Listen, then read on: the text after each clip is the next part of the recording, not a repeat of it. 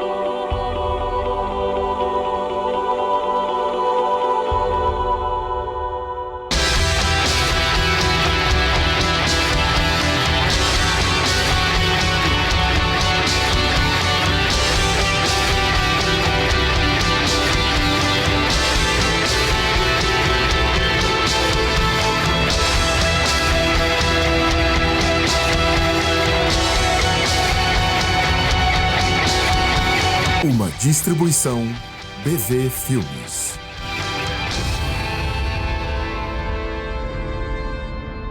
Amor Indestrutível.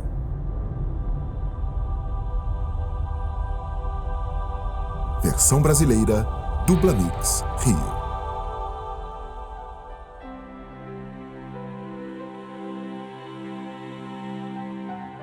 Em 2008, um filme chamado Dedo de Deus foi lançado.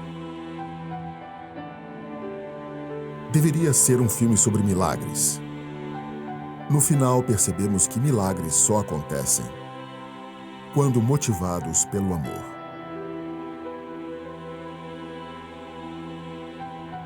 Então, Darren Wilson decidiu produzir um filme em que o amor é colocado à prova. O que verá a seguir é uma jornada no coração das trevas, à procura do amor.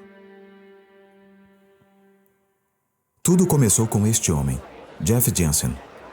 O negócio era bastante simples. Viajaria com ele para filmar uma cruzada na Tanzânia e poderia ir a um safari quando acabar. Mas quero lhe dar uma ideia de como eu era ingênuo quando comecei a fazer este filme. Eu pensei que chegaria lá, faria algumas cenas de multidão onde todos ficassem malucos por Deus. Eu registraria muitas salvações e voltaríamos para casa como heróis, conquistadores por Jesus. Mas alguma coisa aconteceu comigo a caminho de uma simples filmagem. Logo aprendi que uma coisa muito mais importante do que apenas brincar de igreja estava acontecendo em todo o mundo. Para mim, começaria aqui na Tanzânia, numa pequena tenda branca. E no fim, levaria a pessoas e a lugares que só vendo para acreditar. Eu estava prestes a ser apresentado ao mundo real e minha pequena bolha cristã seria destruída no processo. Mas vamos voltar àquela tenda branca, está bem? Foi aqui que tudo começou. Estávamos nos preparando para a primeira noite da cruzada quando percebi esse homem numa das laterais. Eu achei que fossem os assentos reservados aos deficientes auditivos. Então a cruzada começou. Música, dança, pregação, apelo. Totalmente previsível. Mas então Jeff ora e, de repente, não estou mais numa cruzada. Eu estou numa zona de guerra.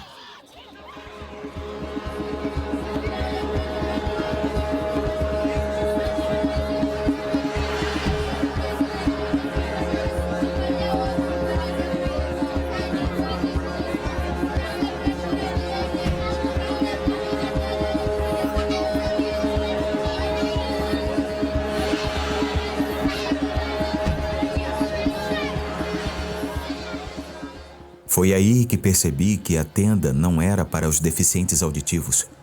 Era a tenda dos demônios.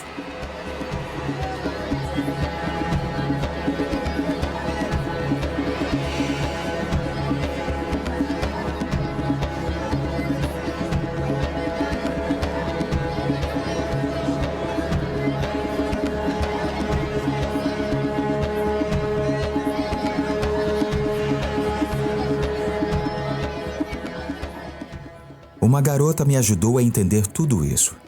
Lá está ela, bem ali. Eu a chamo de Garota Abercrombie. Depois que ela veio à frente e Jeff fez sua oração, ela começou a manifestar um demônio. Rapidamente ela foi levada para a tenda dos demônios e foi então que nós fomos apresentados.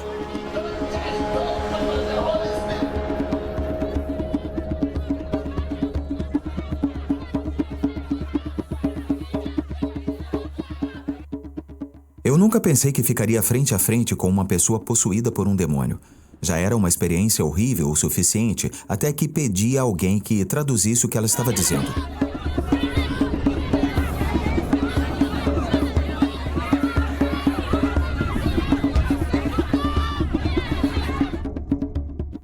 Isto continuou por tanto tempo que finalmente eu tive que sair para tomar um ar, mas lá fora não estava muito melhor. Eu achava que o cristianismo deveria ser algo fácil, a experiência definitiva de autoajuda. Deus chegaria e levaria todos os nossos problemas, bastava crer nele. A realidade, esta realidade, era surpreendente.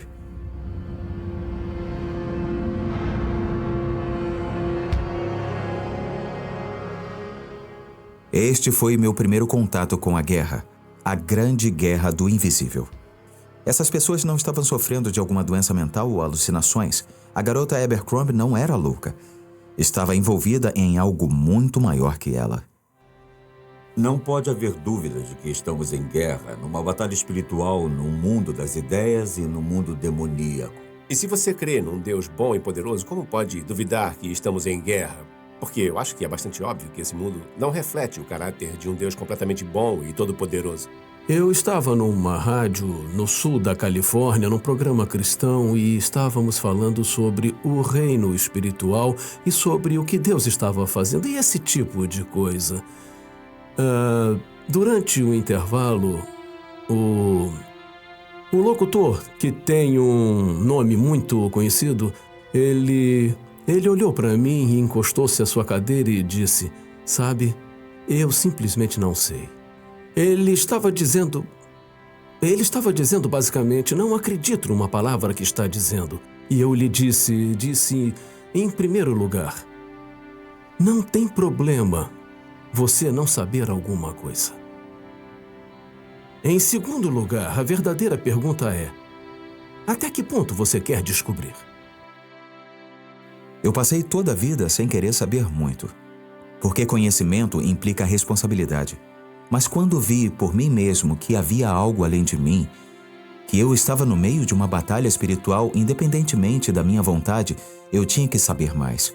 A única coisa que eu tinha certeza era que Deus é amor, mas estava na hora de descobrir exatamente como era esse amor.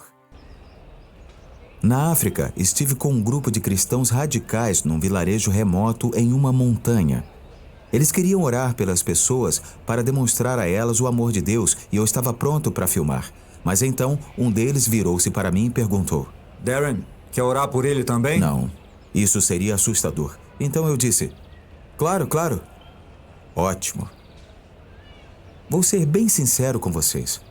Todo o tempo em que eu estava orando, só pensava em quanto tempo teria que fazer isso para fazer uma boa apresentação. Eu não pensei que alguma coisa fosse acontecer. Mexa a perna. Preciso que você vá pro lado de lá. Ficou bom. O joelho dele estava todo ruim, agora ficou bom. Inacreditável.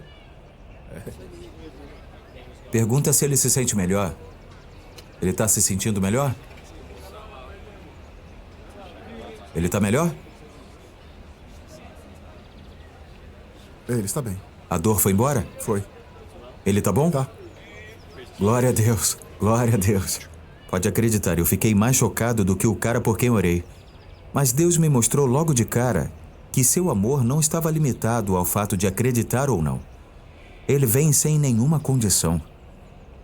E quanto ao homem que Deus tocou, ele era o primeiro da fila para uma vida nova com Jesus. Acho que o amor deve parecer receber as pessoas nas condições que estiverem, não porque temos um roteiro para convertê-las. Os cristãos como um todo não são conhecidos por seu amor extravagante, são conhecidos por sua intolerância, por seu espírito crítico, pela hipocrisia ou superioridade, sua fome de poder político e seu desejo de controlar a sociedade e tal. Mas não são conhecidos por seu amor extravagante, não é a primeira coisa que respondem. O que você acha desses cristãos nascidos de novo? Eles amam de forma extravagante e eles não julgam, eles apenas servem. Sabe quando você vai ver um carro e o vendedor vem dizendo: "Como vai? Posso te ajudar?" Todo mundo sabe que ele está tentando vender um carro. Talvez seja a pessoa mais simpática do mundo, sinceramente, mas neste momento está atuando. É só uma fração da igreja que leva a sério o ensinamento de Jesus de considerar o próprio pecado como a trave no próprio olho e o pecado do outro, seja ele qual for, pelos padrões religiosos e sociais, uma partícula de poeira. Seríamos as pessoas mais humildes, singelas e amorosas a serviço do planeta. Se os cristãos pudessem somente amar as pessoas pelo que elas são, e se a nossa vida fosse a mensagem, em vez de palavras, veríamos de fato pessoas transformadas porque nós as amamos. Quando eu encontrei Jesus, quando eu nasci de novo, foi num apelo numa pequena igreja. A primeira coisa que ele me disse foi: "Eu sou Jesus e eu te amo", foi audível. A primeira coisa que ele me mostrou não foi o seu poder, foi o seu amor. Este é Philip Mantofa. Se você mora no Ocidente, provavelmente nunca ouviu falar dele. Mas se mora na Indonésia, bom, é provável que já tenha ouvido.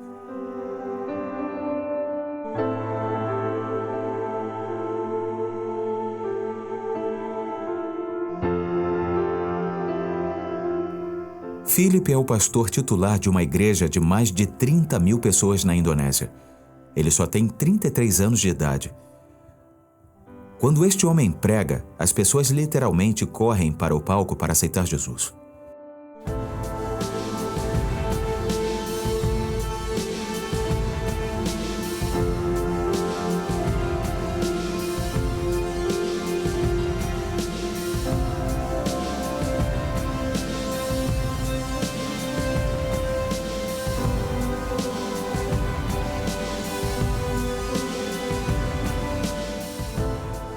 80% da liderança de sua igreja tem menos de 30 anos de idade. Os pequenos grupos são liderados por pessoas da própria idade, até crianças de 8 anos. Os jovens estão totalmente envolvidos nesta igreja porque, como Philip diz, é muito triste perceber que muitas igrejas não acreditam nos jovens e imaginam que tudo que eles querem na igreja é diversão e coisas do tipo. Se pensamos assim, como podemos querer que eles acreditem? Acreditem em alguma coisa que está além da sua juventude. Primeiro precisamos acreditar que esses jovens podem responder muito bem a Deus e vamos ficar surpresos com os resultados. Hoje, muitos pastores estão na faixa dos 20 anos, estão liderando centenas, milhares de pessoas.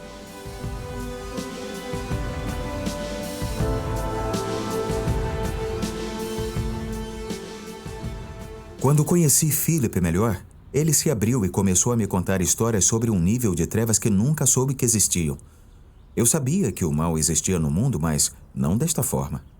Em todas as cidades da Indonésia, geralmente há um curandeiro muito famoso, que faz muitas coisas sobrenaturais que chocam as pessoas. E um deles, numa cidade do sul, em Ungaran, uma pequena cidade chamada Ungaran, ele já morreu. Todos os anos, esse curandeiro promovia reuniões com milhares e milhares de pessoas. Ele abria o seu abdômen na frente das pessoas e mordia os seus próprios intestinos. Ele morria e as pessoas o enterravam. E no terceiro dia ele ressuscitava. Isso é uma blasfêmia. Ninguém ousava desafiá-lo e eu estava lá, eu levei a minha equipe e todos os dias ficamos em frente à casa dele e apontamos para a sua casa dizendo: "Arrependa-se agora em nome de Jesus." Um dia, ele teve um sonho real, e no seu sonho, Jesus Cristo apareceu. Um homem com uma túnica branca, sabe? Era claramente Jesus Cristo, e ele diz: "Eu sou Jesus. E eu quero que você vá à igreja, aquela igreja, tá entendendo? E ouça a pregação do evangelho lá, porque ele diz que na infância ele ia à escola dominical. Tá vendo? É o fundamento espiritual." E ele disse: "Não, porque eu iria. Eu sou poderoso, eu sou mais poderoso do que todos os cristãos." E aí Jesus diz: "Porque eu sou o Deus deles, sou mais poderoso que você." Não, eu levei muitos anos, toda a minha vida, para conseguir todo esse poder, porque eu iria à igreja. Tudo bem, você vai perder o seu poder agora. Jesus apenas tocou no ombro dele e ele perdeu o seu poder. Ele foi à igreja e foi batizado. E depois disso... O que mais me impressionou no Philip não foi o fato dele ser o pastor de uma grande e próspera igreja na nação mais muçulmana do mundo, ou que o coração de sua igreja seja pelos pobres e oprimidos. O que me deixou abismado foi a arma que ele escolheu para enfrentar as trevas que o cercam. Para mim, na minha vida, tudo o que eu quero é poder chamar Deus, o Espírito Santo, pelo primeiro nome. Ele é o Espírito Santo, o primeiro nome. Quando achamos alguém, se conhecemos, se somos próximos, nós o chamamos pelo primeiro nome. Um dos nomes dele é Santo. Então eu vivo uma vida santa. Eu creio que eu posso estar próximo a ele. Eu posso escalar o monte de Deus e chamá-lo de Santo. Essa é a minha parte. A parte do Espírito é o seu outro nome, pertence a ele. O que ele quiser fazer, seja usar alguém de maneira milagrosa ou de maneira comum, nosso papel é apenas chamá-lo de Santo. Para Philip, a santidade é a chave para uma vida de amor extravagante. Mas eu queria ver os limites deste amor. Com que tipo de trevas ele lidaria antes de ser impedido? O que logo comecei a observar é que as verdadeiras trevas do mundo eram muito piores do que eu tinha imaginado. Encontrei, por acaso, em minhas pesquisas e leituras, algumas referências a um sistema chamado Chud, que significa o banquete divino ou místico. E então eu pensei, o que é isto? Deveria ser um atalho ou esclarecimento no mundo budista tibetano. Mas evidentemente era muito radical. Mas você pode evitar passar por todas essas vidas e ser reencarnado. Você pode fazer isso em uma vida, mas é muito arriscado porque você pode facilmente morrer no processo. Você está prestes a ouvir algo ultrajante, então é melhor que apresente este cara primeiro. Este é George Oates Jr. É o criador da popular série de vídeo Transformations e viajou pelo mundo durante décadas pesquisando e documentando o reino espiritual. Esta é a história que ele contou sobre o budismo tibetano, que abriu meus olhos ao tipo de extrema escuridão que destrói o mundo hoje. Aqui está a prova de que lutamos de fato contra mais do que carne e sangue. O que eles fazem é... Eles vão morar sozinhos numa caverna ou em algum lugar parecido durante anos e praticam suas técnicas de visualização até que consigam, através de sua visualização, isto é repugnante, eles podem arrancar o topo do seu crânio. Eles o removem para que se torne uma vasilha, o topo do seu crânio. E então eles fazem tudo isso pela visualização, mas eles vão de fato a um lugar onde acreditam que os demônios se reúnem. E há vários lugares diferentes em cavernas, em charcos e lugares. Eles então tiram um instrumento que é, na realidade, um fêmur humano completamente oco. E tocam esta música com um tambor e chamam centenas desses demônios para se aproximarem. Para o que chamam de banquete místico, o que eles fizeram e passam horas fazendo depois de conseguirem tirar através da visualização a tampa do crânio, através da visualização, eles desmembram ritualmente seus corpos, pedaço por pedaço, e colocam nesta tampa do crânio até que nada reste neles. Então eles sopram neste fêmur humano e invocam todos esses demônios para se regalarem com todos os elementos que formam sua pessoa e sua personalidade. E esses demônios vêm. E neste momento, que é o mais perigoso, uma grande porcentagem dessas pessoas tem um colapso mental e espiritual neste momento. E algumas morrem. E, na realidade, há uma palavra na língua tibetana para loucura religiosa.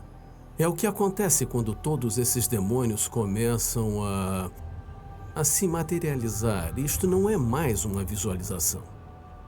Eles agora estão aparecendo e consumindo as pessoas. Eu já li alguns relatórios incrivelmente detalhados feitos por alguns antropólogos e etnólogos seculares que foram a essa região e descreveram exatamente isto. Eles estavam lá. Não cristãos, cientistas, descrevendo quando esses demônios aparecem e falando que este foi o momento mais aterrorizante de toda a vida. O que você faz com uma história assim? Ignora? Diz que esse cara é um maluco e que não quer mais ouvir sobre isso? Ou será que é possível que coisas assim aconteçam mesmo? Bom, ainda não acabou. A toca do coelho foi ficando mais profunda e mais escura. Me fala sobre a primeira vez que se encontrou com ela e como foi sua experiência. Ela foi trazida até você, não é? É. Esta é Angela Greenig. Ela veio ao meu estúdio em Chicago para falar sobre uma garota a quem ela ajudou a deixar o satanismo. Se meus olhos estavam fechados antes, agora com certeza não estavam mais. O que aconteceu foi que ela veio e se sentou.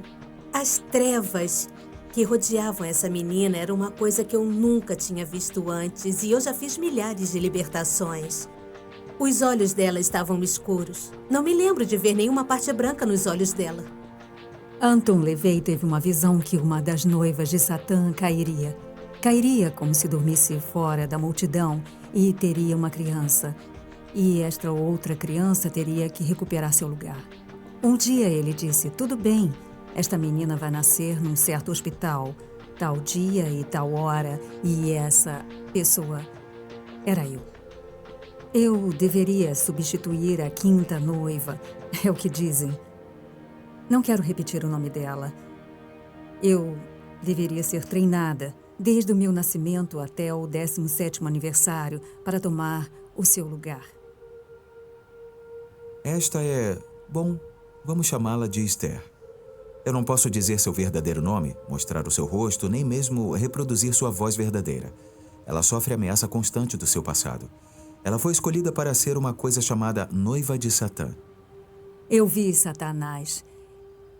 Ele olhou para mim e a forma como apareceu a multidão e veio a nós, como as noivas que estavam ali, a futura noiva, como um príncipe espanhol, ele... Quer dizer, foi o que eu vi para ser a quinta esposa. Todas nós tínhamos que dormir com Satanás e ele veio como um príncipe espanhol. E ele era muito sedutor, tudo nele era atraente. Ele tinha presença, mas era frio, era assustador, mas ao mesmo tempo era como se tivesse imã. Você não é nada, ele atrai você. Ele disse que era Satanás, eu podia estar enganada naquela época, porque eu estava tão possuída, então por uma fração de segundo eu pude pensar por mim mesma como se um véu fosse tirado da minha cabeça. Era como um grande peso, como se eu pudesse pensar por mim mesma por 3, 4 segundos. Eu pude pensar por mim mesma, eu vou acabar como aquelas crianças, também vou fazer algo errado nos rituais satânicos, então eles vão ficar bravos e eu vou acabar no altar e vão me sacrificar. Eu pensei, preciso sair daqui. Você sabia quem era ela quando ela apareceu? Sabia alguma coisa sobre ela? Não. Só me disseram o nome dela. Sabia que ela era muito evoluída no satanismo. Eu sabia disso. Para ser honesta, eu não sabia que ela era uma das 5 noivas. Eu peguei minha última dose de heroína e... Então saímos para o meu dia D, como chamo o dia da minha libertação. Acho que ela estava a alguns quarteirões de distância e a presença das trevas era tão forte que havia literalmente um tremor, dava para sentir, sabíamos que ela estava chegando. E passado uns 2 minutos, um carro chegou e estacionou. Eu abri a porta sem... É claro, eu só usei os poderes. Ela literalmente escancarou a porta e eu olhei nos olhos dela e disse, acho que não, meu amor. E mamãe assegurou e disse, acho que não, meu amor. Então me olhou diretamente nos olhos e eu pensei, Esta mulher está falando comigo num tom autoritário? Quem é esta mulher? Você não pode falar comigo assim. As pessoas não falavam comigo daquele jeito. Ela começou a manifestar. Estava drogada, dava para perceber. Não sei se era heroína, mas estava completamente drogada. Eu olhei para ela e os olhos eram penetrantes, como uma luz forte, como se o amor perfurasse a minha alma. Quando começamos a falar, a cabeça dela foi 3 vezes em 3 direções diferentes. E ela disse, sabemos quem é você, sabemos quem é você, sabemos quem é você. Ela olhou diretamente para o meu rosto e naquele momento eu não consegui mais olhar para os olhos dela, porque era uma experiência estranha. Os demônios diziam, não olhe nos olhos dela, não olhe nos olhos dela. E eu queria olhar porque queria ver a luz. E eles queriam continuar a tomar conta da minha cabeça e me controlar naquele momento. E não queriam que eu visse a luz porque estava me influenciando. E ela disse, você quer Jesus ou quer Satanás? Qual será? A escolha é sua. Aí, nesse breve clarão, num segundo, aquela garotinha saiu de sua pele e disse, me ajude. E então o demônio a puxou de volta. Então foi o meu dia D, a libertação. Ela pediu aos anjos que me segurassem. Não levou 5 horas ou 7 dias, levou uns 20 minutos. Eu estava totalmente liberta e aí eu desmaiei naquele momento. E lembro que disse a oração do pecador e senti como se não tivesse 90% do meu corpo. Aí, então, nós oramos para que o Espírito Santo viesse e me enchesse. Quando alguém passa por uma libertação extrema como esta, precisa ser cheio do amor de Jesus e do Espírito Santo. Precisa dos dois. Você precisa encher o vazio, porque se não fizer isto, a situação fica muito ruim. O primeiro ano, honestamente, foi absolutamente louco. Ninguém acreditaria nas histórias de nossa ida às lojas. Havia pessoas que nos seguiam e tentavam raptá-la de dentro das lojas. Era simplesmente louco.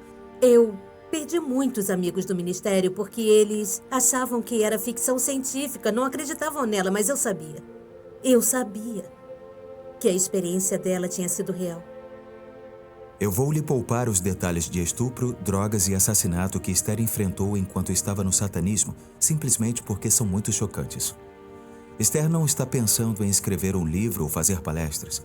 Ela não ganha nada falando sobre essas coisas. Então eu a ouvi. Também temos que enfrentar a realidade. Nascemos numa guerra.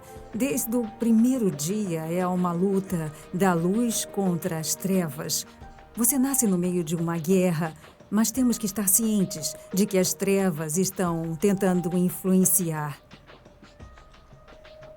E temos que estar preparados para nos levantar e lutar e trabalhar juntos, uns com os outros.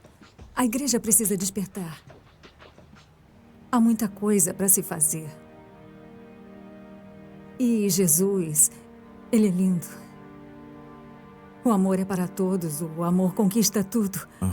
Olhem para mim, sou um milagre. Um milagre. A Igreja Ocidental ainda está longe de experimentar o poder do reino de Deus comparada a outras partes do mundo. Principalmente porque aceitamos uma visão do mundo chamada naturalismo. Temos a tendência de acreditar que o mundo natural é realmente tudo o que existe, que Deus cura somente através da medicina, que espíritos são problemas de múltipla personalidade e coisas do tipo. As pessoas de outras partes do mundo, na realidade, têm uma visão do mundo mais bíblica quando vêm para Jesus Cristo, porque eles já sabem que os demônios são reais, sabem que existe um mundo sobrenatural. Elas creem em Deus para a cura porque já viram a cura antes. Sim, temos ensinamentos saudáveis, fundamentos na Bíblia, mas também temos poder. Jesus repreende algumas pessoas porque elas não acreditam no poder de Deus. Foi como se eu tivesse entrado em outro mundo, de cores e formas estranhas. Havia níveis de trevas florescendo que não pareciam possíveis. Mas então, Deus fez algo que, literalmente, transformou tudo. Eu tenho uma confissão a fazer. Fui a um festival de bruxaria e ocultismo em Salem, Massachusetts, com a clara intenção de arrumar briga. Meus olhos haviam sido abertos recentemente a um novo tipo de trevas e eu queria ver meu Deus provar que ele era mais forte. Então fomos às ruas, esperando fogos de artifício num lugar assim.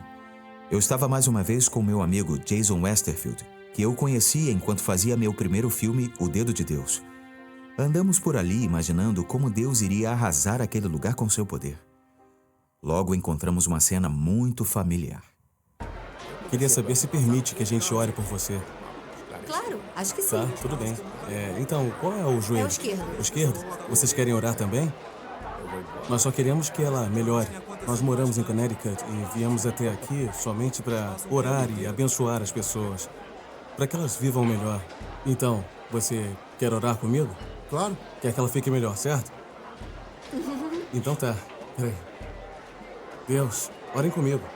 Senhor, eu quero te agradecer. Este joelho. Esse aqui? O Este esquerdo? mesmo. Tá bom. Então tá. Senhor, vamos orar. Orar todos juntos, por favor. Senhor, eu quero agradecer. Qual é o seu nome? Jack. Eu já tinha visto isso antes. Era como a repetição Senhor, eu do quero meu primeiro pedir que o Senhor filme. abençoe o joelho desta jovem, para que ela possa andar normalmente depois, Senhor. Chamando, Quando filmei clamando a pelo seu primeira poder. cena, um jovem foi Senhor, curado haja nesse diante dos joelho meus olhos. E faz ela caminhar normalmente depois, Senhor. Senhor, que o Senhor continue mandando a sua força, o calor para o joelho dela, Senhor, para que ela sinta e veja o seu poder e reconheça que tu és poderoso, ó Pai.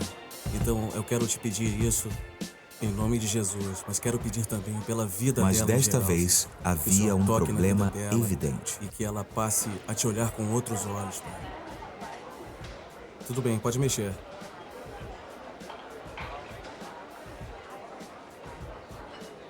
Está sentindo algum calor aí? Nada aconteceu.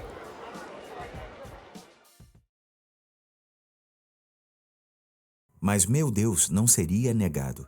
Então continuei orando pelas pessoas e continuei esperando que Deus as fuzilasse ou alguma coisa assim, que as forçasse por meios radicais a perceber que Ele era maior e mais poderoso que as trevas. Mas estava fazendo algo errado, porque Ele continuou em silêncio, em completo silêncio. O tempo estava se esgotando. Então nos reunimos e fizemos outro plano. Ao invés de chegarmos de mansinho cutucando a escuridão, decidimos fazer um espetáculo de nós mesmos. Então armamos a câmera e convidamos qualquer bruxa ou fã do oculto a vir para uma, abre aspas, leitura espiritual e purificação espiritual gratuita. Basicamente, Jason ia somente orar por elas.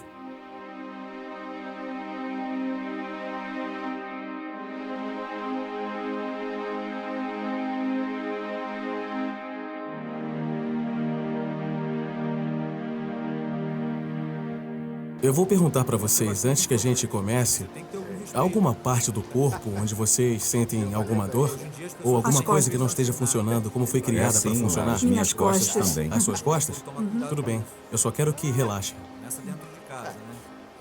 Deus, estamos aqui somente para ver purificação espiritual e ver a tua graça e o teu reino espiritual vir aqui na terra, assim como no céu, Pai. Então eu os cubro no sangue de Jesus neste momento e nós recebemos o teu Santo Espírito. Oro para que comece a fortalecer as costas. Ordenamos que a força venha aqui para que a dor seja removida. Oro pela região lombar deles, no local onde mostraram, Deus, que o Senhor reestruture e crie outra vez e permita que a cura aconteça, especialmente... quem sente dores do lado esquerdo mesmo? Quem era? Era Eu você? sinto. Então, por favor, coloque as mãos nas costas dela, porque eu vou orar mais um pouquinho. Por favor, coloque as mãos. Pode colocar. Aqui, isso. Pode colocar as mãos nela. Isso, obrigado, Senhor. Agora eu só quero que você relaxe, tá? Agora eu quero que vocês se mexam um pouco. Isso, mexam só um pouquinho. E aí, algum problema? Vê alguma diferença? Eu tenho uma hérnia de disco. Esse é o problema? É. Eu já ia dizer... Senti um calor exatamente quando eu comecei a começou falar, né? E como está se sentindo agora? Se mexe um pouco. Está melhor do que estava quando eu estava em pé ali. Ah, que bom, está se sentindo melhor. Eu entendo. Isso se chama milagre. E É. a razão que eu pedi que ele orasse e não que eu orasse foi para que ele não olhasse para mim como a pessoa que fez isso, sabe? Porque Deus é que está em todos os lugares. Está dentro e fora do prédio, ele controla todo o universo. e pode agir através de qualquer pessoa. Ele não precisa agir através de alguém que seja filmado aqui, mas ele pode agir através dele, através de você. E quando eu estava aqui, o Senhor disse: comece com o corpo deles, porque eles sentem dor. E então, como você falou sobre as costas e oramos, ele disse: não, deixe que ele ore por ela, não eu. Então ele disse: um calor está começando ali agora, e eu estou tocando. E foi por isso que falamos sobre esse assunto. Assim que você começou a falar, eu senti um calor ali. Pois é, já estava acontecendo enquanto eu estava assistindo. É do Senhor. Obrigado, Senhor, por curar a hérnia de Obrigada, disco. Senhor. Quero que coloque a sua mão nas costas dele. Isso. E eu também. Eu tava com muita fome ontem. Você também pode colocar? A gente se despediu. Vamos lá. Jesus, nós queremos agradecer. O que o Senhor fez por um, vai fazer pelo outro. Mexa assim um pouquinho agora. Mexe as costas. Curva as costas um pouco. Ah, sim. Tava realmente Como está? dolorido quando eu estava ali. O senhor estava com dor e agora se sente bem, não é? Agora sim estava funcionando. Parecia que estávamos finalmente onde deveríamos estar, a céu aberto, deixando as pessoas escolherem por si mesmas ter um encontro com o Deus que as ama. Mas então, este grupo apareceu. Naquele mesmo dia, eu tinha entrevistado Phil Wyman, um pastor em Salem, que é um dos poucos que evangelizam as bruxas. Como Deus se preocupa mais em amar as pessoas, e isto inclui bruxas e neopagões, quando exageramos na reação e de alguma forma demonizamos aquele indivíduo e o consideramos sombrio e malévolo, já caímos na armadilha do diabo e eliminamos a possibilidade de sermos porta-vozes de Deus. Há um indivíduo que ele ama porque nós o demonizamos e dissemos: são bruxos, devem ser adoradores de Satanás, vão sacrificar bebês, estão amaldiçoando a igreja, eles odeiam Deus, qualquer terminologia que a gente queira usar. Já perdemos essa batalha. Com isso em mente, nos vimos diante desses 4 homens, e somente um deles estava realmente envolvido em bruxaria. Vou deixar que você adivinhe qual. Mas eu sabia que isto seria interessante desde o começo, quando ele começou a fazer perguntas como esta. Então, tudo bem? Posso orar por vocês? Antes de concordar, eu preciso perguntar: para que Deus você está orando? Para que Deus estou orando? Eu estou orando para o Deus dos céus, que está em todos os lugares. Tá bom, tudo bem. Eu tenho mais uma pergunta para você. Quem é o médium que você usa para chegar ao seu Deus? Quem é o caminho para Deus, o Pai? O caminho é através de Jesus. Tudo bem, então você pode orar. Eu acho que você pode orar. Tá. Esse é o único caminho que eu Tudo bem. sigo. Porque Ele é o nosso Senhor, Ele é o nosso tudo. E viemos aqui para encontrar com as pessoas que estão nos mais diversos lugares. Vamos com o Evangelho e conhecemos pessoas onde elas estão. Nós as amamos e não viemos para condenar ninguém. Nós viemos para trazer vida, vida em abundância. Deus estava mesmo aparecendo num festival de bruxaria? Esses caras nem acreditavam em Deus. Mas então, eu me lembrei que Deus não era ameaçado pela nossa incredulidade. Ele nos ama de qualquer maneira. Obrigado. Vem encher todo o ser desse homem. Eu oro para que tire todo o mal. Em nome de Jesus. Obrigado, Senhor. Obrigado. Obrigado, Senhor. Traga ele de volta, por favor. O que houve? Como você está? Não sei. Já estou aqui há muito tempo. Como está? O que houve ali? Não acredito. Eu não sei. É difícil explicar. O quê? É difícil explicar. É difícil explicar? Foi como se alguma coisa me empurrasse. Como se alguma coisa me empurrasse de volta. Como se alguma coisa te empurrasse de volta. Sabe que eu praticamente não te toquei, né? Só pode ser o Senhor. Ele também tem anjos à sua volta agora. Caras grandes. Não são aqueles pequenininhos com asas, não. São grandes anjos guerreiros que estão à sua volta. Você sente que te seguraram, porque ele faz dos seus anjos ventos e dos seus servos clarões reluzentes. Na verdade, quando eu comecei a falar, veio um vento aqui e vai começar a soprar de novo. Coloquem as mãos aqui. Coloca a mão você também. Aquele vento vai começar a soprar aqui e vai ficar cada vez mais forte. Então foi a vez do bruxo. Finalmente eu teria a minha luta. Mais tarde as pessoas admitiram que Jason era melhor do que qualquer vidente que já tinham visto. Então, com certeza, Deus ia mostrar ao bruxo quem mandava. Eu vi Deus trazendo reconciliação e restauração a cada área do seu coração. Porque você foi criado com um coração muito grande de Deus, mas há promessas quebradas e pessoas que não estão andando em total integridade. E embora elas dissessem uma coisa, não cumpriram. E Deus coloca sua mão sobre você. Eu vi o Senhor trazendo você para perto, ao seu lugar secreto, onde Ele literalmente irá abrir mais o coração dele para você e derramar muito amor sobre você. Eu oro por restauração completa, restauração completa, restauração completa da dignidade, restauração completa... E foi então que finalmente entendi o que Deus queria fazer. Ele não queria arranjar uma briga, ele queria amar. E seu amor é tão pacífico e tão poderoso que mesmo um bruxo descobre sua cabeça em sinal de respeito ao Deus vivo. Eu vou orar pelos seus ombros. Eu vou descobrir minha cabeça. Tá.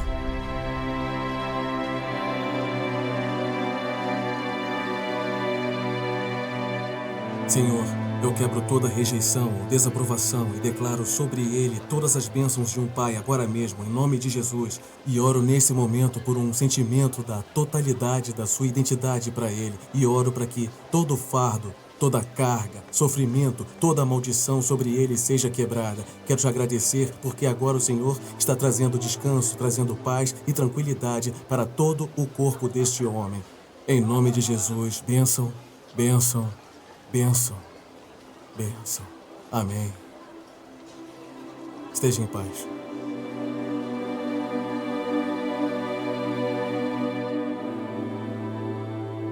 Deus ama muito os pagãos e todas as bruxas. Infelizmente, às vezes, nós não amamos. Eu fiz minha tese sobre guerra espiritual.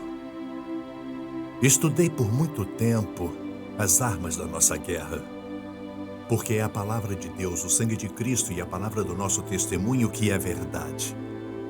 Absolutamente verdade. Mas cheguei à conclusão, depois de muito tempo de estudo, que a maior arma que temos contra o diabo é o amor. Quando Deus quis redimir o mundo, que tinha caído nas mãos de Satanás, Ele não usou guerra espiritual, Ele usou o amor. E é uma arma que o diabo não consegue enfrentar.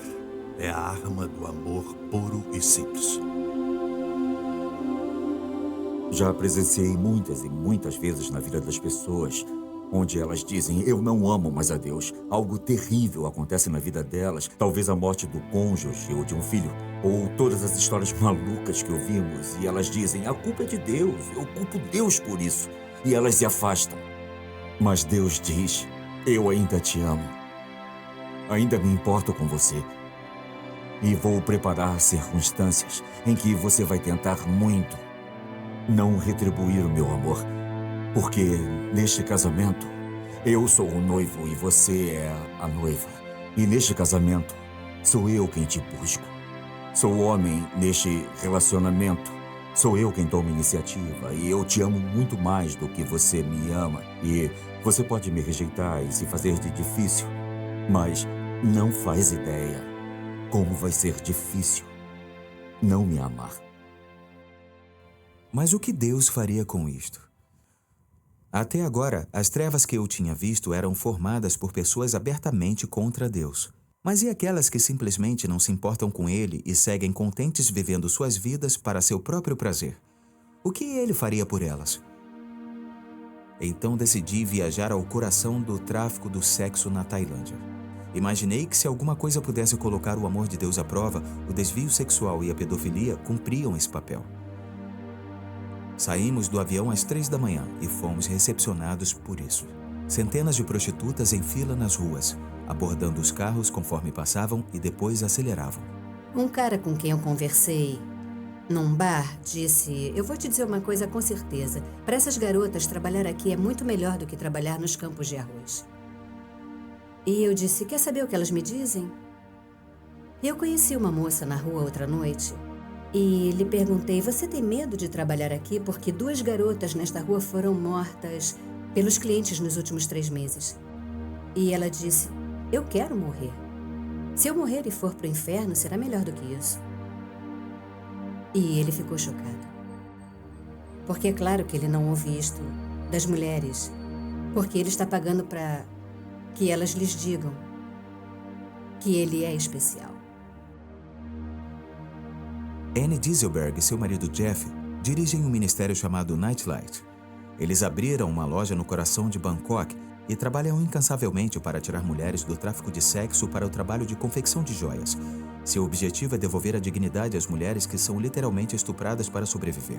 Claro que quando o amor de Deus as alcança, elas recebem muito mais do que dignidade. Eu ia para o trabalho às 5 da tarde e saía às 2 da manhã. Eu tinha que estar muito sedutora. E um estrangeiro vinha e apontava para mim e dizia: quero me sentar com ela. E me pagava uma bebida. Os poderes das trevas se enfurecem abertamente aqui. Eu chamo de Disneylândia do mundo espiritual. E conversávamos, e se ele gostasse, ele me levava por pouco tempo ou por muito tempo. Mas, por causa disso, o amor de Cristo se enfurece ainda mais abertamente contra esses poderes para recuperar as pessoas. Então, você assiste essa batalha ao vivo, na sua frente. E quando eu estava com ele, eu teria que fazer toda e qualquer coisa conforme ele quisesse. Eu fazia o que quer que fosse, não importava o que ele quisesse, eu tinha que fazer, e eu fazia. Eu me convenci que é somente pelo dinheiro, apenas pelo dinheiro. Tenho que admitir que eu pensei que ficaria muito irritado com os homens na minha visita à Tailândia. Veja esta conversa, por exemplo. Conhecemos este homem que vem à Tailândia e fica durante 6 meses do ano. 3 caras sentados num banco, matando o tempo, não é? E aí, o que você acha de todas essas crianças que são exploradas aqui? Isso é parte da vida delas aqui. Eu já morei na África. É parte da vida delas também. Acha que é uma boa justificativa? Aqui é mais liberado. Não é como nos Estados Unidos, onde essas coisas são fechadas. Aqui todo mundo sabe e está tudo bem. Você vê isso aqui? Para essas pessoas? Para essas pessoas. É o estilo de vida delas. Eu sei, mas como americano ou como ocidental, eu queria saber como você lida com essa situação. Como eu lido com isso? É. É a cultura deles. Eu prefiro essa cultura. Do que a cultura dos Estados Unidos? É. Bom, como as pessoas podem dizer que não há problema em certas coisas simplesmente porque é parte da cultura? Mas então, conversamos com um estranho na rua e eu pude ter uma vaga ideia do que realmente estava acontecendo. Em grande parte, a ilusão que você vê nas ruas aqui é apenas uma salada visual. Por trás da fachada brilhante aqui é um lugar vazio e muito triste. Eu disse a esta garota, o que eu quero aqui é conhecer um transexual que eu possa conhecer fora do ambiente do sexo pago, por quem eu possa, talvez me apaixonar. Talvez me apaixonar. Mais tarde, entrevistei meu amigo Will Hart, que nos acompanhou nesta viagem, e ele explicou o que estava finalmente começando a entender. As pessoas sofrem. Elas estão à procura de amor. Sabe? E essa é a origem de muitas dessas coisas. E quando estávamos nas ruas ontem à noite, e na noite anterior, é sempre a mesmíssima história. Elas não estão procurando, sabe? Elas não querem muita coisa. Só querem ser reconhecidas por alguém, querem sentir aquele toque, aquela presença. A igreja foi omissa por muito tempo. Se não olharmos para o mal, não ouvirmos o mal, não tocarmos no mal, não seremos maus. É mais ou menos isso, eu acho, não é? E, no entanto, tanta dor e sofrimento acontece à nossa volta que a igreja nem tem conhecimento. E Deus quer que a igreja esteja lá fora, amando, que sejam as mãos, os pés e o coração dele. Quero dizer obrigado, Deus. Deus redimiu a vida desta mulher aqui. Esta mulher se sentia totalmente sem valor. Deus olhou para mim e viu meu valor.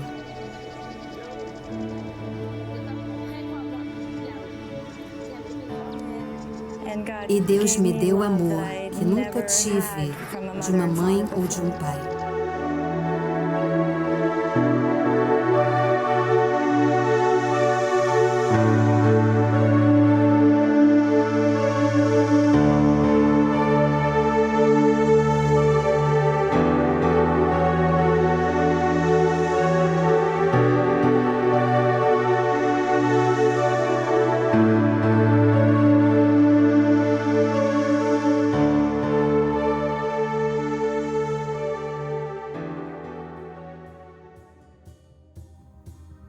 Na Tailândia, decidimos fazer uma pequena viagem a um lugar chamado Pattaya.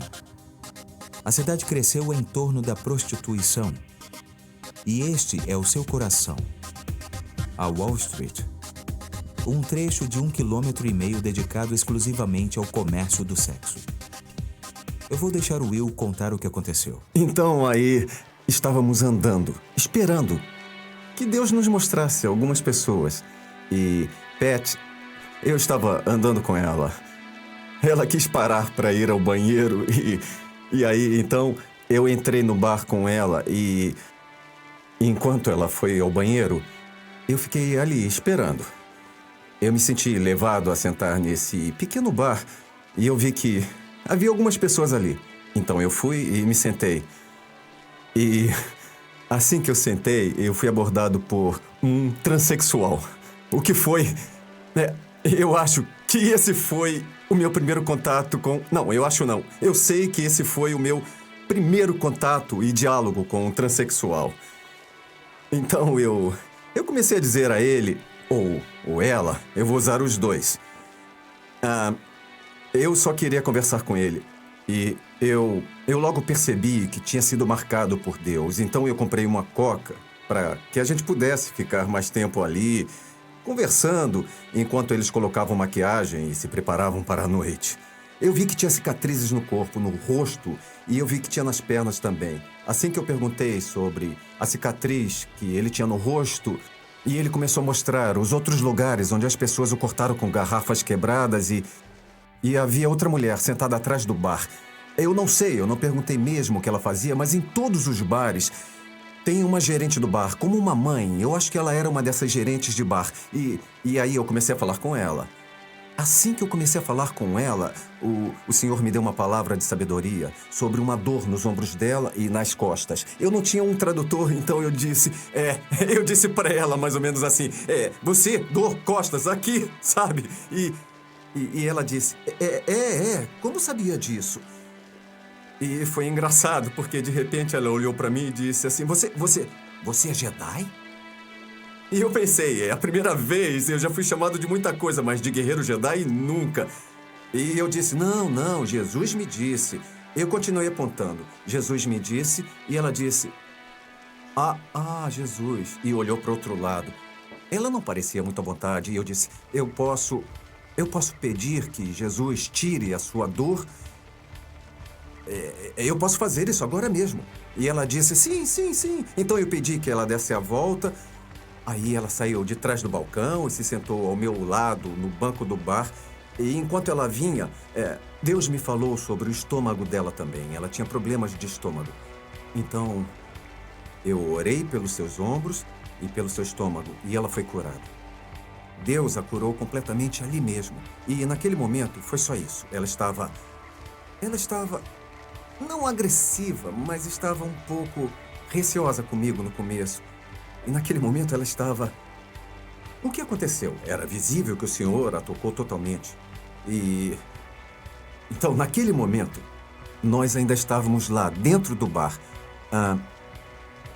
Eu disse, posso falar um pouco mais sobre Jesus? Ela disse que sim. Eu disse, eu quero orar mais por você. Eu gostaria, mas eu não posso fazer isso aqui.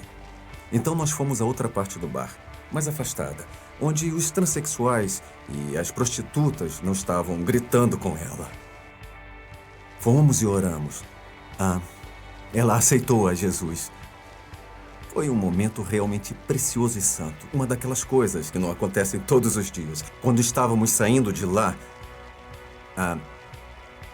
a garrafa de coca ainda estava na minha mão. E o transexual veio correndo até mim e disse, ei, você tem que deixar a garrafa de coca aqui, não pode levar com você. Aí eu disse, quando entreguei a garrafa de coca, eu quero orar por você, eu posso? Ele parou e disse, sim, eu quero que você ore por mim. Então, todos nós fomos para próximo ao mar, as cadeiras do outro lado do bar, com a mulher que tinha acabado de receber Jesus e aquele transexual. Nós pegamos o tradutor e pudemos ministrar para eles. Eles estavam falando, porque estávamos eu, o jovem na minha frente, a mulher do bar ao meu lado, e Eles estavam falando, eles estavam dizendo. Ela dizia, a minha dor foi embora. E ela contou ao jovem o que tinha acabado de acontecer. E dava para ver que ele ficou animado. Eu não diria animado, mas ele estava vendo que era algo real, que algo estava acontecendo. E ele foi sincero. Ele se abriu totalmente e eu pude ministrar a ele. Começou a falar sobre a família, que ele tinha vindo de uma família cristã. E enquanto eu falava, ele disse, eu tomava a ceia. Eu costumava pegar o pão que simboliza Jesus e o vinho que simboliza Jesus. Eu vi que ele usava uma cruz dourada e eu disse, você tem uma cruz no pescoço. E ele disse, é isso o que me faz lembrar daquilo. E eu passei algum tempo falando com ele, demonstrando amor.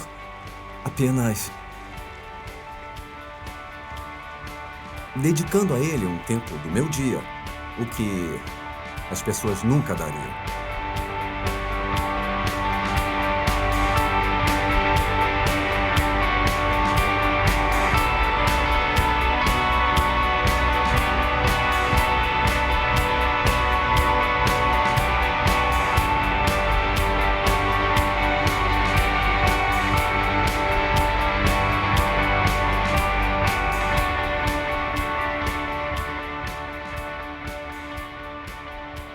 Sabe, é triste que os principais porta-vozes cristãos, eles expressem algumas coisas que são tão contrárias ao exemplo, ao precedente, aos ensinamentos de Jesus.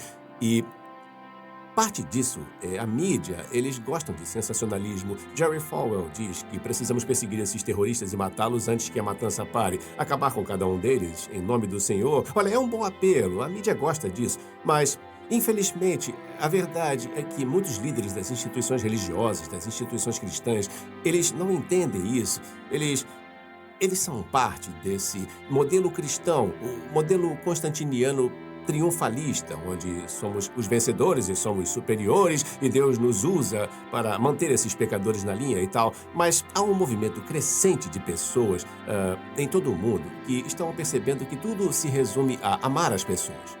Houve uma entrevista com um historiador da igreja holandesa. O pessoal da BBC lhe perguntou sobre a igreja holandesa e ele fez um comentário muito interessante. Ele disse, temos dezenas de denominações protestantes e grupos cristãos, porque, ele disse, para o holandês, a verdade é mais importante do que a unidade. E quando ouvi isso, pensei, tenho tentado dizer num sermão o que você disse numa frase. Porque o que é verdade? O que ele quis dizer por verdade e analisou corretamente é minha interpretação da Bíblia, minhas visões dogmáticas, minhas visões doutrinárias. Mas Jesus disse, eu sou a verdade. A verdade não é um ensinamento. A verdade é uma pessoa.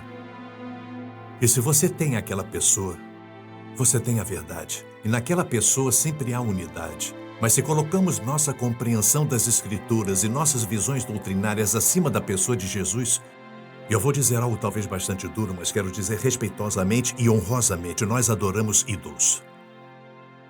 Qualquer coisa que colocamos acima do Senhor é um ídolo. Nossa unidade não está no ensinamento, está numa pessoa, e nessa pessoa nos encontramos. Meu mundo estava ficando cada vez mais complicado. Continuei indo a lugares como o Distrito da Luz Vermelha em Amsterdã e conhecendo pessoas como Mariana, que tem 50 anos e tornou-se cristã 2 semanas antes de eu a conhecer.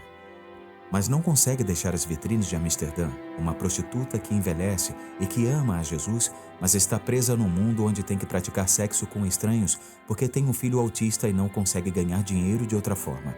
As trevas são imensamente complicadas, mas a resposta a tudo isso continuou ficando mais clara e mais simples.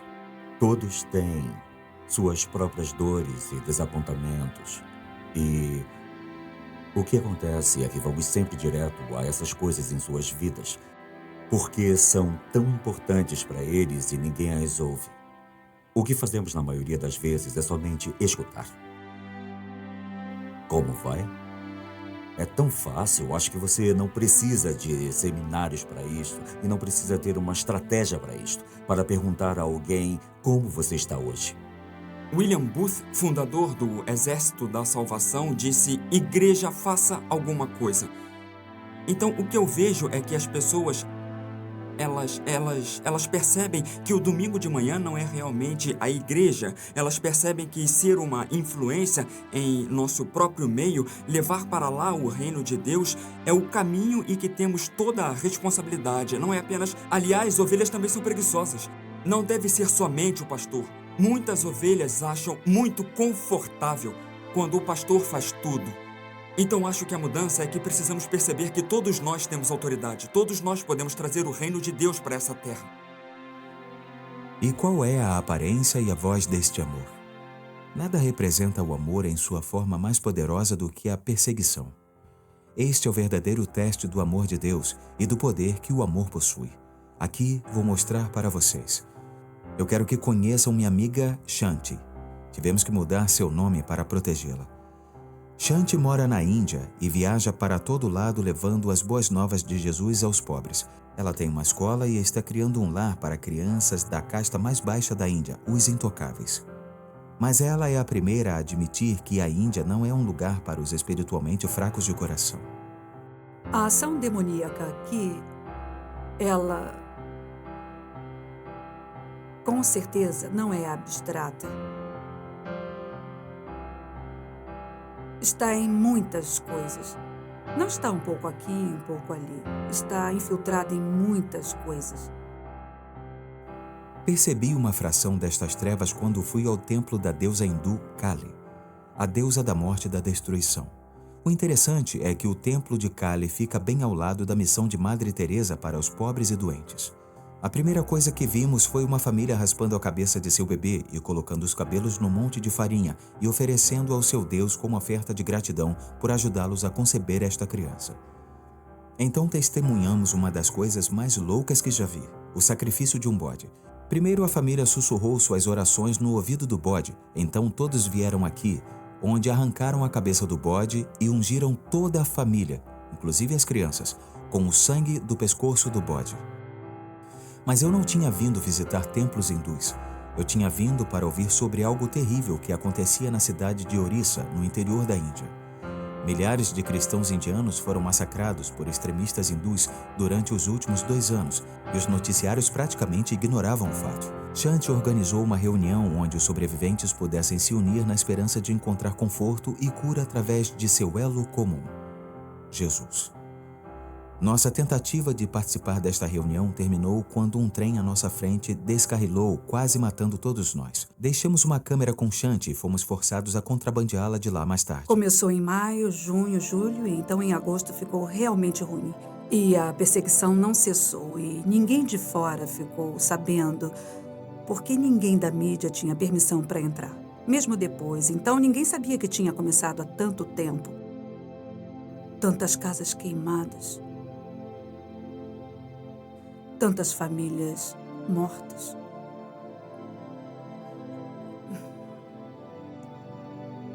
E primeiro incendiaram uma das igrejas para que, quando incendiassem as casas, as famílias não tivessem um lugar para se esconder. Todas as famílias, eles iam de casa em casa. Eles fugiam, pensando que se esconderiam na igreja e viam a igreja em chamas. E não sabiam para onde ir. O marido dizia, pegue as crianças e corra para a floresta. E assim eles estavam literalmente se separando. Mas pela manhã, as esposas não encontravam os maridos. E os maridos não encontravam seus filhos e suas esposas. É claro, depois descobriram que crianças foram mortas, maridos foram mortos, esposas foram mortas, então, no fim, muitos membros da família tinham morrido. ଏତେ ବଡ଼ ବଡ଼ ଖଣ୍ଡା ଠେଙ୍ଗା ଏତେ ବଡ଼ ବଡ଼ କାତି ଧରିକି ପୁରା ଏମିତି ଏମିତି କରୁଛନ୍ତି ଆମେ ଯୋଉ ଖାଲି ସେ ସମୟରେ ଏମିତି ଖାଲି ଥରୁଛୁ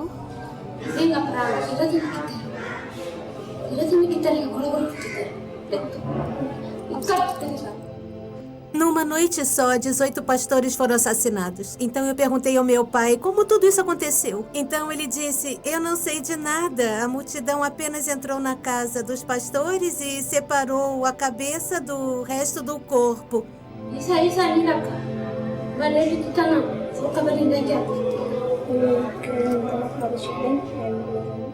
E eu só pensei, meu Deus, por que isso está acontecendo com a gente? A gente não fez nada, não matamos aquele homem. Então, por que está nos punindo? Então minha mãe disse, não, você tem sorte de passar por isso. Você sabe que está escrito que bem-aventurados são os perseguidos pelo nome de Cristo. E um amigo nosso, é claro, escreveu, hoje é Natal. Nós celebramos aquele que nasceu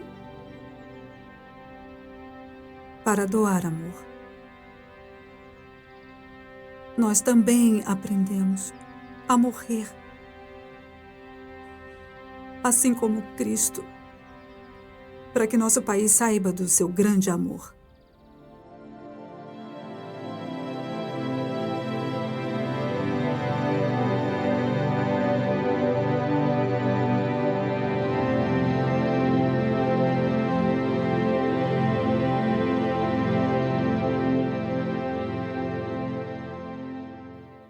Enquanto estava em Amsterdã, conheci Daniel. Ele tinha voltado de uma arriscada viagem ao Congo para visitar igrejas presas numa nação completamente fora de controle.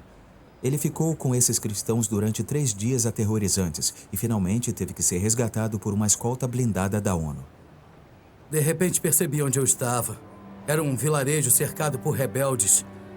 Eu era o único branco. Os brancos não vão para lá. As ONGs também não. Missionários também não. Há 15 anos ninguém vai lá por causa da guerra. Então, esses rebeldes formam um grupo mais intensamente violento do mundo, segundo a ONU. Eu me lembro que conheci um cara de 20 anos de idade. Ele ama a Deus totalmente. Era um jovem atraente, simples e cheio de energia. Quando conta a sua história, ele diz, há 4 anos, quando eu tinha 16, eu acordei de manhã e meu pai tinha sumido. A família saiu à procura do pai dele e ele disse, eu entrei no mato e vi uma vara em pé no chão e a cabeça do meu pai estava na ponta dela. E o pastor com quem eu viajei foi a este lugar há 2 anos e foi a última vez que esteve ali, ainda durante a guerra. E ele disse que estava no ônibus, e ele estava no ônibus que foi parado pelos rebeldes. Eles entraram, pegaram os objetos das pessoas, como celulares e coisas assim. Então disseram, você e você, escolheram 2, vocês vêm com a gente. Tiraram os 2 do ônibus e mataram. E havia uma senhora no ônibus com um bebê, e ela viu e começou a gritar como uma louca, porque um dos homens era irmão dela.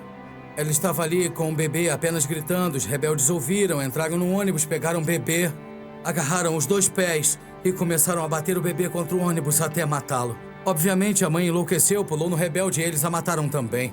Então esse pastor assistiu a esta cena, foi uma das muitas histórias e coisas que ele presenciou. Então eu estava com muito medo. Mas o Salmo 23 diz que Deus pode preparar uma mesa na presença dos nossos inimigos. Então eu precisava enfrentar o meu medo. Naquela primeira noite, o medo estava tão presente em mim. Para ser honesto, eu estava quase vomitando porque eu estava com tanto medo que os rebeldes viessem atrás de mim. Então os pastores do vilarejo vieram se encontrar comigo. E tivemos um tempo maravilhoso juntos e eu pensei, o que eu vou compartilhar? Eu dizia, Deus, o que o Senhor falaria? Então, eu senti, porque num lugar assim não dá para dizer bobagem, você não pode dizer, tenha fé que Deus vai proteger você, metade das famílias deles foi assassinada, para mim é fácil falar.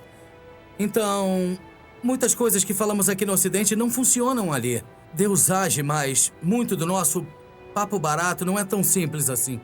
E eu realmente queria que Deus falasse, e o Espírito Santo veio e Deus me deu algumas palavras proféticas e eles foram muito encorajados. Fiquei tão grato que Deus falasse porque eu não tinha palavras naquela situação.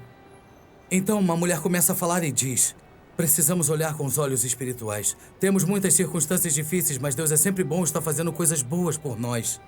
Eu não entendia como ela conseguia ver aquilo. Devem ser olhos espirituais. E que no meio daquela guerra terrível, Com tudo aquilo, todos têm uma história, todos perderam membros da família e eles vivem no lugar onde morrem pessoas todos os dias à volta deles. E onde quase toda mulher da vila é estuprada. E ela está dizendo, Deus é bom. E aí eles começam a louvar e a viúva que eu mencionei estava lá. E eles continuaram a cantar. Não há amigo como Jesus, somente Jesus, somente Jesus. E Jesus é tudo o que restou para eles. Olha, sinceramente, foi um louvor incrível. Eu fiquei maravilhado. Naquela tarde, o pastor veio e disse, quero lhe dar um presente. E comprou um abacaxi para mim. É bizarro, sabia? Você está numa zona de guerra comendo um abacaxi e ele não tem o que comer. Então, isso era um contraste tão grande entre luz e trevas. Era possível ver que o reino de Deus, que esses homens estavam levando dentro deles e vivenciando, e ao mesmo tempo o diabo está agindo ali, destruindo e trazendo a morte. Isso é profundamente tocante. Daniel conseguiu gravar em seu celular esses cristãos cantando para Jesus, o único amigo que lhes restava. Mesmo enquanto o mal se enfurece ao redor deles, os ataca e os mata, os faz reféns, mas não consegue impedir seu louvor. Este é o som do amor.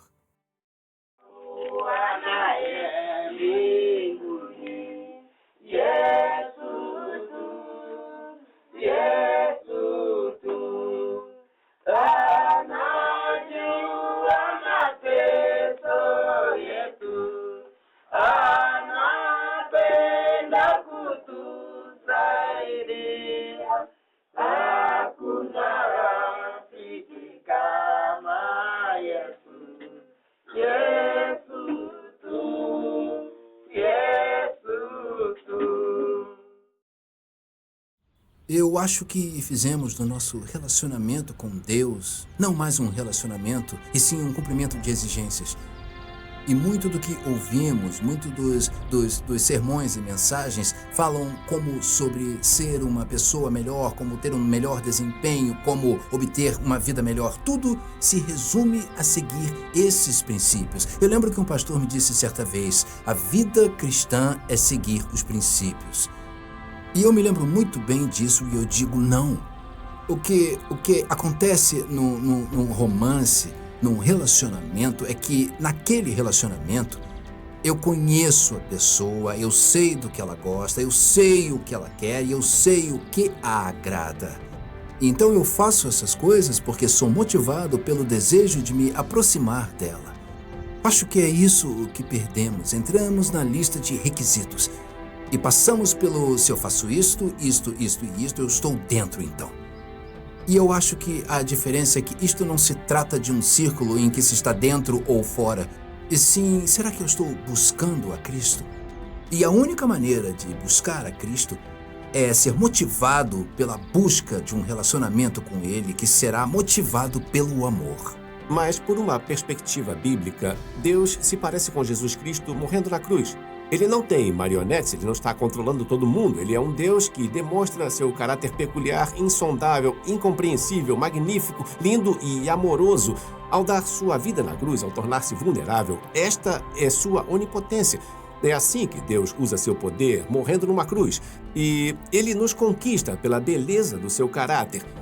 Mas nós temos livre-arbítrio e podemos escolher dizer sim e podemos escolher dizer não. E quando escolhemos dizer não, Deus chora. Ele mesmo se torna vulnerável. Jesus chora ao entrar em Jerusalém, sabendo que eles vão rejeitá-lo. Eu sabia que estava chegando ao final desta jornada. A guerra agora era uma realidade e a arma da nossa batalha também estava muito clara: o amor. É tudo o que temos para repelir as trevas. Deus provou ser fiel muitas e muitas vezes, em todos os lugares que fomos. Mas foi nossa última parada que me fez lembrar do papel que ainda temos que desempenhar na luta cósmica contra as trevas. Eu fui a Madrid, onde encontrei um ministério chamado Betel. Seu foco são os viciados em heroína, e praticamente todos os que trabalham ali já foram viciados.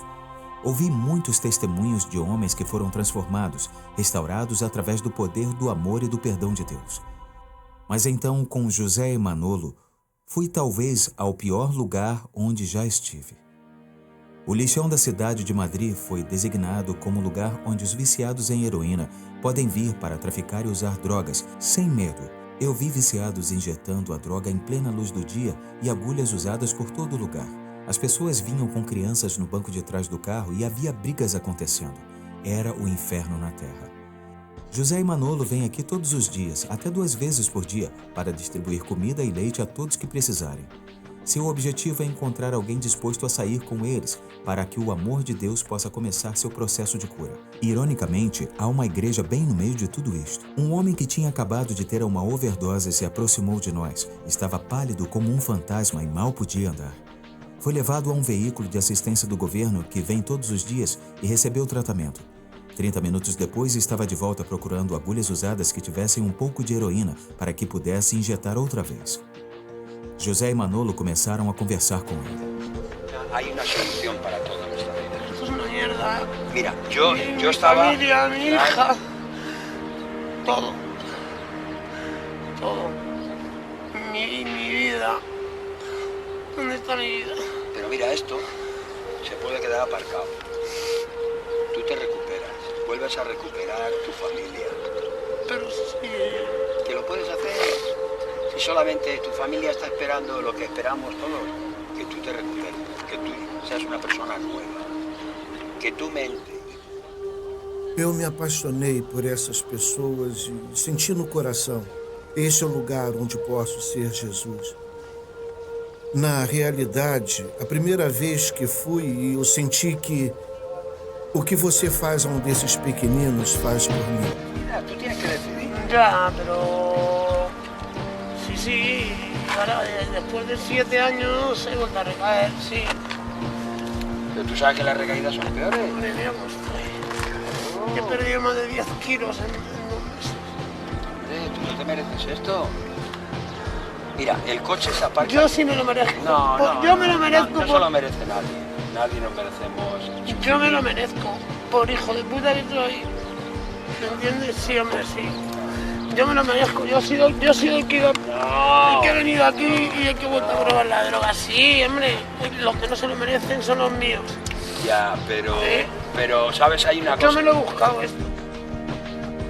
Yo diría al mundo, a este mundo caído, que el hombre sin Cristo no es nada. Yo hoy lo reconozco. Hay una cosa que está clara. La atadura que tú tienes aquí, esa atadura solamente se puede quitar como yo te he dicho. No, ellos no fueron nada. Se puede quitar de esa forma.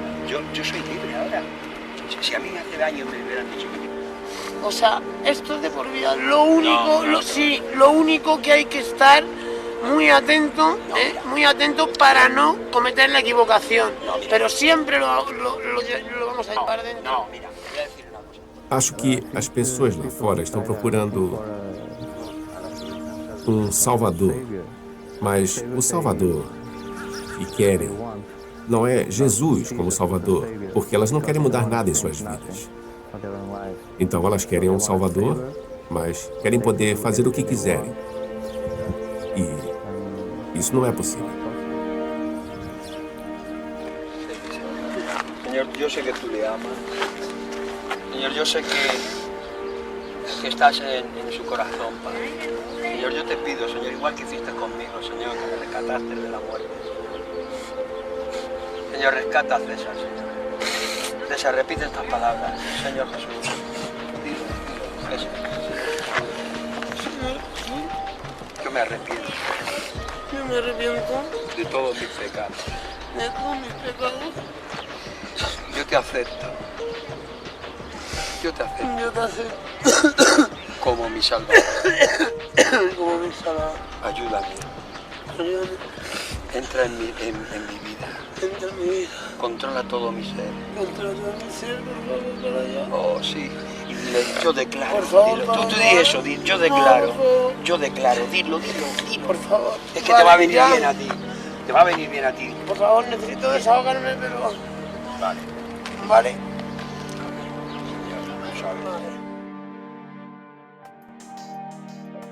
Ele fez José parar. Ele não quis ir adiante porque isso significava mudança.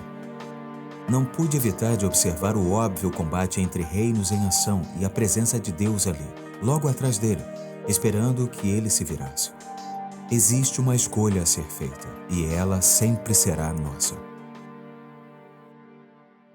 Jesus é completamente movido pelo amor. E não importa o quanto somos infiéis, o quanto somos pecadores ou perversos, Ele não consegue deixar de nos amar. Conforme prosseguimos, sabe, vidas são transformadas. Isso é o Evangelho. É o Evangelho. Quando vamos além de nós mesmos e amamos a pessoa que está na nossa frente. Então vamos, igreja. Vamos. O mundo está esperando. Sabe, o mundo está esperando e nem sabe disso. Os transexuais na Tailândia estão literalmente esperando por um encontro com Deus. Eles nem sabem. A obrigação não é só minha. É de todos nós. Eu acho que nós perdemos isso e... Eu tive um sonho há muitos anos que revolucionou totalmente a minha teologia. Mudou o que eu pensava sobre a função da igreja. Eu cresci na igreja, num tipo de lembre-se isto, isto e isto, e no fim, você é isso aí. Então o Senhor me mostrou uma imagem de uma igreja cheia de viciados em drogas, prostitutas, traficantes de drogas, membros de gangues e todos os tipos de criminosos. E eles estavam nesta igreja e estavam fazendo tudo errado. Tinham relações sexuais nos bancos, bebiam, usavam drogas nos bancos da igreja e vendiam drogas uns aos outros. Tudo o que faziam estava errado e eles brigavam muito. E eu tentava parar com tudo aquilo. E num determinado momento eu disse gritando, se vocês não vão honrar a casa de Deus e respeitar essa casa, então saiam daqui. Foi exatamente o que a maioria dos pastores ou líderes diria. E eu me lembro que o Senhor respondeu claramente para mim dizendo, por que está mandando sair o que eu mandei entrar? Por que você vai mandar embora o que você pediu? E eu disse, Deus, eu não pedi isso. E ele disse, você me pediu os perdidos. E ele disse, agora, simplifique isso. Ame-os e eu os transformo. Isso revolucionou o que eu pensava da igreja, a forma como eu via o evangelismo e tudo mais. Não se trata de mostrar às pessoas o que elas estavam fazendo ou não, mas o que o Cristo os convidava a fazer. Me ame e eu transformo você. Me ame, me busque e o trabalho difícil é meu. Eu só quero que você me siga. Comecei este filme desejando ver se o amor de Deus poderia existir nos lugares mais sombrios. Eu sabia que Ele nos amava, mas estava completamente despreparado para a obstinação, a paciência e o poder absoluto do amor de Deus por todos nós, independentemente de quem somos ou o que tínhamos feito. Há uma guerra acontecendo à nossa volta, uma luta de morte que precisa ser combatida e vencida com a única arma que temos: amor verdadeiro, puro e altruísta. O amor não é um programa melhor ou uma apresentação mais habilidosa e não é convencer ninguém a nada. É dado livremente e só é encontrado no coração de um pai que deseja desesperadamente abraçar seus filhos. Ele me mostrou esta busca desenfreada por seus filhos quando fui ao festival New Age em Mount Shasta, Califórnia. Levei comigo um grupo de pessoas que queriam apenas orar pelas pessoas e lhes mostrar como era o coração de Deus. A última vez em que estive numa situação assim, estava à procura de confronto. Desta vez, o confronto me encontrou. O grupo começou a orar pelas pessoas e muitas estavam sendo tocadas pelo amor do Pai. Uma mulher se aproximou de Robbie para que ele orasse e ele logo começou a orar e ela se manifestou como uma cobra. Robbie ordenou que ela parasse e mais tarde explicou por que fez isto. Uma das razões é que eu não gosto de oferecer um palco para o inimigo. Eu não permito isso. A outra coisa é que isto é um abuso da pessoa. Aquele tipo de manifestação é o inimigo realmente tentando abusar do indivíduo. É assim que eu entendo. E quando eu vejo coisas desse tipo acontecerem, eu fico bravo porque eu vejo a manipulação do indivíduo, o abuso do indivíduo e toda a sua humilhação. Mas também é Satanás tentando demonstrar o seu poder e promover o medo em todos os que estão em volta. E é por isso que o amor é uma ferramenta tão poderosa contra a ação do inimigo, porque quando o medo é algo que ele usa para controlar, a melhor coisa para combater é o amor. Porque o amor imediatamente se sobrepõe ao medo, e a Bíblia diz que Deus não nos dá espírito de medo, mas de poder e de amor e de equilíbrio. E eu creio que essas coisas, nosso poder vem do amor de Cristo. Até Paulo faz esta afirmação: o amor de Cristo me constrange a ir a lugares onde normalmente eu não gostaria de ir e a fazer coisas que naturalmente eu nunca faria, mas guiado e impulsionado pelo amor de Cristo.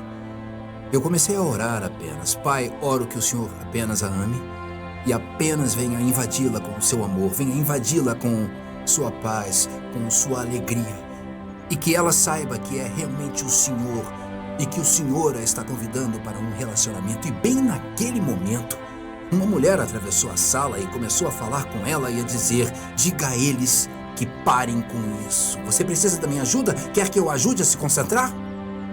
Ela começou a tentar neutralizar as orações de Robbie. Suas tentativas não levaram a nada e ela finalmente desistiu e saiu. E quando começou a fazer isto, ficou claro que nada estava acontecendo, nada estava voltando, porque a presença de Deus estava ali. E a presença de Deus estava ali porque nós estávamos ali. E tendo Cristo em nós, a esperança de glória, a esperança de mudança, a esperança da transformação dela e da sua libertação estavam presentes. E o inimigo não queria estar por perto. Então nada voltaria. E então veio Sammy. Ele foi um dos que se aproximaram curiosos com o que estávamos fazendo, e Robbie teve o privilégio de orar por ele. O que aconteceu em seguida foi incrível. Ele veio e estava esperando pela oração, e eu perguntei se podia orar e ele disse pode, e aí ele fez a pergunta que todos faziam: quem é o seu médium? E eu disse: bem, a Bíblia diz que só se chega ao Pai através de Jesus, então estamos indo através de Jesus, então ele é o nosso mediador. E ele disse: que maneiro. Então eu comecei a orar por ele e eu comecei a ver muito abuso pessoal, e para proteger a dignidade dele, eu não vou entrar em detalhes, mas muitas coisas aconteciam na vida pessoal dele. Uma mulher se aproximou e disse: isto tem que parar. E então ele respondeu: diga a eles que parem com isso. E ele virou e olhou para ela e ela disse: isso é ruim. E ela disse: estão do seu outro lado. E ele se virou e olhou para ela e disse: não, isso não é ruim, isso é bom. E ele disse: aquele que vem num cavalo branco, que carrega uma espada em sua mão, está afastando de mim as figuras das trevas. E isto é bom. Imediatamente eu soube que algo muito poderoso estava acontecendo. Eu sabia que ele estava passando por uma libertação verdadeira. E todo o tempo, a única coisa que eu declarei sobre ele era o abraço do Pai e o amor do Pai, que era exatamente o oposto do que ele tinha experimentado das outras pessoas que haviam sido abusivas com ele. E ele reconheceu isso e reconheceu quem tinha sido abusivo, que foi, na realidade, a brecha para que todas essas coisas acontecessem. Eu me curvei, me ajoelhei ao lado dele, eu abracei e eu ouvi quando ele disse: Jesus é Senhor, Jesus é Senhor, Jesus é Senhor, 3 vezes. E eu disse: Sammy, quer aceitar Cristo em sua vida? Ele se virou, olhou para mim com um enorme sorriso e disse: Robbie, já aceitei. Enquanto eu estava ali, nesse momento puro no qual um homem, pela primeira vez na vida, se vê face a face com o poderoso amor do Pai, eu pensei em todos nós. A guerra nos trouxe sofrimento, medo, dúvida e abuso. Mas há alguém que ainda luta por nós. Um que se levanta contra as trevas. Ele vem num cavalo branco e carrega em sua mão uma espada. Ele é nosso defensor, nosso Deus, nosso Pai.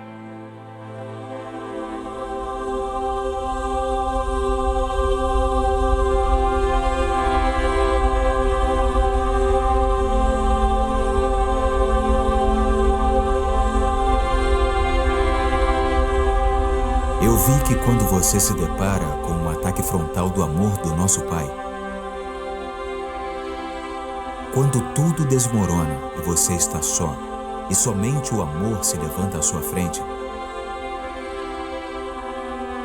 não há mais nada a fazer senão curvar-se diante do Rei.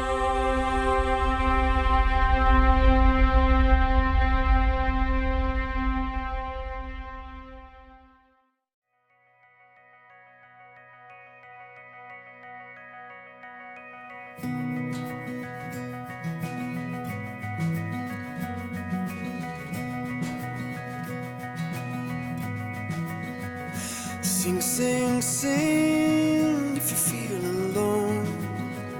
Sing, sing, sing if you're far from home. If you lost your way. Ah, pois é. Se lembra da garota Abercrombie? Imagino que talvez você queira saber como a história dela terminou. Sing, sing, sing if you lost any years. Sing, sing, sing if you shed any tears. Make a brand new start and the broken heart sing.